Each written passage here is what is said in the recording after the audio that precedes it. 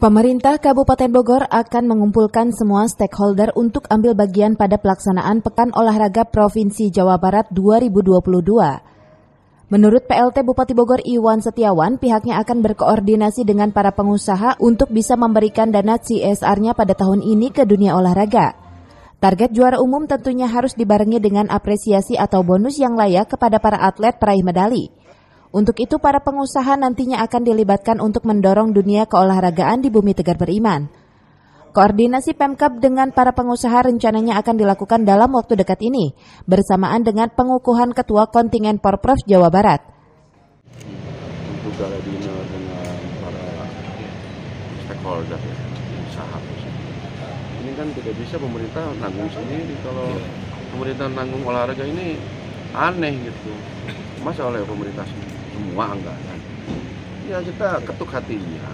Mereka-mereka yang ada di Bogor ya, khususnya pengusaha, memberikan kontribusi.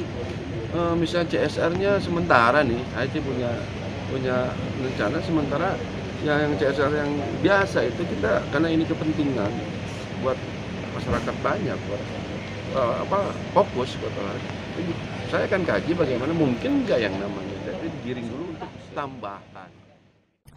Dari Kabupaten Bogor, Cevi Suryadi melaporkan.